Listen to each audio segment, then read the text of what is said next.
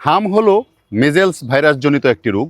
এর নির্দিষ্ট কোনো ভেষজ চিকিৎসা বৈজ্ঞানিকভাবে প্রমাণিত নয়, তবে কিছু উদ্ভিদ বা ভেষজ উপাদান উপসর্গ কিছুটা কমাতে পারে।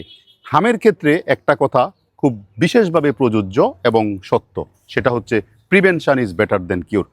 আসলে হামের উপসর্গগুলি কি কি হতে পারে, চলুন এই ব্যাপারে একটু আলোকপাত করি। প্রথমে হালকা জ্বর হয়, পরে বেশি হতে পারে শুকনা কাশি, নাক দিয়ে পানি পড়া, চোখ লাল হয়ে যাওয়া, মুখের ভেতর সাদা দাগ হওয়া, এটি হচ্ছে হামের একটি বিশেষ লক্ষণ। এছাড়া চোখ লাল হলে চোখ দিয়ে পানি ঝরতে থাকবে। এই যে লক্ষণগুলি যদি দেখেন তাহলে প্রাথমিকভাবে ধরে নেবেন যে হাম হয়েছে। কয়েকদিন পর শরীরে লালচে ফুসকুড়ি বা র্যাশ ওঠা, প্রথমে মুখে শুরু হয়, তারপর ধীরে ধীরে গলা, বুক, হাত পা পুরো শরীরে ছড়িয়ে পড়ে। তখন জ্বর আরও তীব্র হতে পারে, দুর্বলতা ও অস্বস্তি হতে পারে। এই উপসর্গগুলি সাধারণত হাম হলেই দেখা যায়। গুরুতর লক্ষণ শ্বাসকষ্ট, তীব্র ডায়রিয়া, কানে ইনফেকশন, খিঁচুনি প্রত্যেকটাই হতে পারে। শিশুদের ক্ষেত্রে এটি বেশি ঝুঁকিপূর্ণ হতে পারে, বিশেষ করে অপুষ্টিতে ভোগা শিশুদের।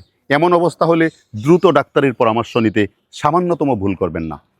প্রাথমিক উপসর্গে অনেক জায়গায় চুলকানি বা ত্বকের অস্বস্তিতে নিম পাতা ব্যবহার করা যেতে পারে, তবে মনে রাখবেন এটি মূল চিকিৎসা নয়।